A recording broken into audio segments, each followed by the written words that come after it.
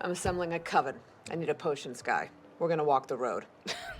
Do you dare venture down the witch's road? The minds behind Marvel's latest series underwent intense preparation to bring this story to life, and today on Collider, we're looking at how the cast of Agatha All Along crafted their own special kind of magic. Episode 5 of the series finally confirmed the fan theory that Joe Locke's mysterious teen is the resurrected form of Wanda's son, Billy Maximoff, or as Marvel Comics fans know him, Wiccan.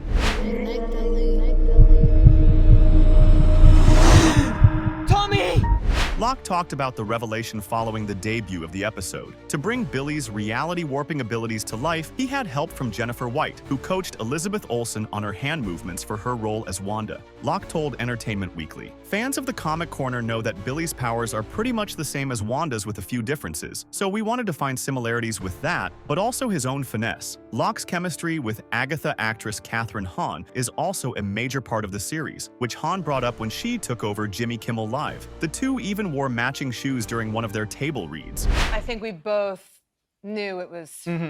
It was fated. It was fated. Longtime comic readers know that Billy is a founding member of the Young Avengers. Agatha All Along continues the MCU's recent trend of introducing this team, which also includes Hawkeye's Kate Bishop and Multiverse of Madness's America Chavez. With the reveal that Billy is traveling the Witch's Road to find his brother Tommy, Locke could continue to play a major role in the MCU if the Young Avengers headline their own film or TV show. Am I killing this boy so my brother can live? The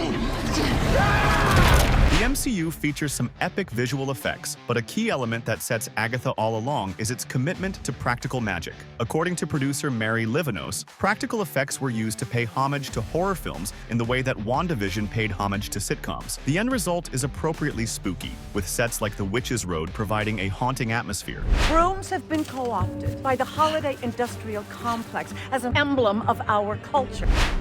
And it's not just the set that's impressive, but the wardrobes as well. Costume designer Daniel Ceylon designed 100 individual looks for each character, with Kathryn Hahn saying that the costumes are extraordinary pieces of art. Check me out.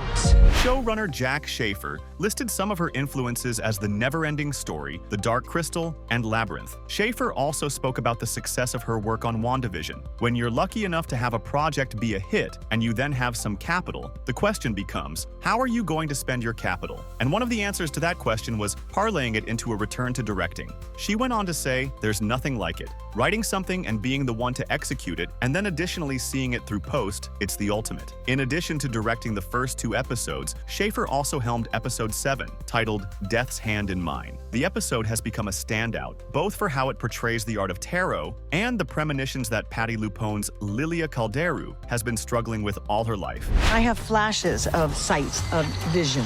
Schaefer wasn't originally supposed to direct the episode and only got the gig because of scheduling issues, but she's glad she did. It was a script that was really close to my heart, she told Variety. Schaefer also had to navigate a minefield when it came to spoilers and speculation, especially as fans have long held the theory that the demon Mephisto would appear in some form during WandaVision or Agatha All Along. Apparently, the greatest trick the devil pulled was convincing people he'd appear in a Marvel TV show. I now understand that there are always going to be theories. You just have to do your work and do it as best you can, and hope that the audience enjoys the journey of it, she told The Hollywood Reporter. We remember all too well when people were theorizing about Reed Richards showing up in WandaVision, so it's nice to see that Agatha All Along hasn't run into the same issues.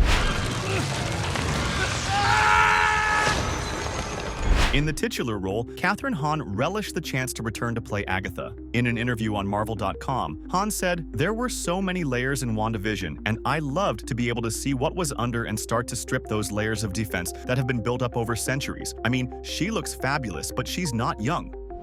After all these centuries,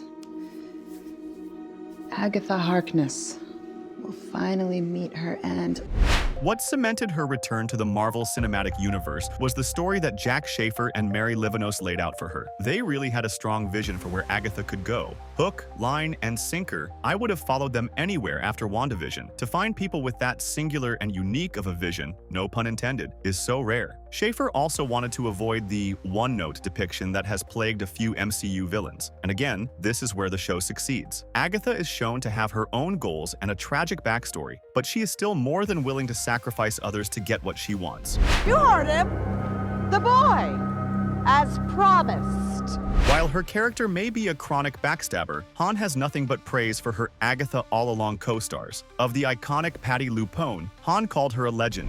I mean, she's the best and also so fun. LuPone herself also had high praise for her collaborators, especially Schaefer. Jack is so clever in how she can lay in the puzzle and then resolve it, she told Entertainment Weekly. I didn't connect the dots when I first read all of the episodes. In 7, as Lilia's powers are awakening, she's tying up all of these events that we've seen in the previous episodes. There's an explanation to it. Co-star Sashir Zameda had her own way of summing up Schaefer's vision, telling The Hollywood Reporter, "It's like the Venn diagram of all my interests is a perfect circle with this show." Jennifer Kale, potions. You look amazing. I know. Aside from the show's impressive performances, Agatha All Along also boasts impressive action scenes and stunts. Aubrey Plaza, who plays Rio Vidal, revealed in an interview with Extra that she did her own fight sequences for the first episode, Seekest Thou the Road. The battle between Rio and Agatha is intense and laced with romantic subtext, which is extra impressive given that Plaza didn't have much time to train. And there were certain things that I was like, I'm not gonna do that. You can, you get in there, girl. Rio has been one of the best parts of Agatha All Along, and it's impossible to imagine anyone other than Plaza playing her, especially with the revelation that she's the literal embodiment of death. Agatha All Along takes its name from the impossibly catchy song from WandaVision that revealed Agatha's meddling in the life of Wanda Maximoff. Am I supposed to know this song? However, this series introduced a new earworm in episode 4, If I Can't Reach You, Let My Song Teach You. We needed another bop. We needed to bring the Lopez's back. Grammy-winning songwriters Bobby Lopez and Kristen Anderson Lopez have penned wildly popular songs for the screen. The music for Frozen, Coco, WandaVision, they're really, really good at their jobs. The Ballad of the Witch's Road was once a sacred chant. In episode 9, Maiden Mother Crone, Agatha creates the song with her son, Nicholas Scratch. The Witch's Road was the ultimate songwriting puzzle for us. Beyond being a catchy tune, the song serves a purpose. We also needed to hide secrets and clues inside the lyrics. It was a songwriting challenge the prolific duo was excited to meet. We had to come at it from all these different angles. It's both a legend and a map. The song is peppered throughout the show before it is reimagined as a full-fledged 70s rock ballad in episode 4. The entire show is predicated on this ballad. Oh, you have a real gift. Han first performed the ballad with fellow cast members Sashir Zameda, Ali An, Patty LuPone, Joe Locke, Deborah Jo Rupp, and Aubrey Plaza during this year's D23 Expo. Of the experience, Plaza told Extra, "It was wild." Way more people than I thought. 18,000 people, they said. That's insane. That's a lot of people. She also revealed that she had torn her ACL prior to showing up on stage, explaining why the actress turned up on stage with a cane. From fight choreography to elaborate set design, a lot of work went into bringing Agatha All Along to life on the small screen. Stay tuned for more behind-the-scenes Marvel insights, and we'll see you next time on Collider.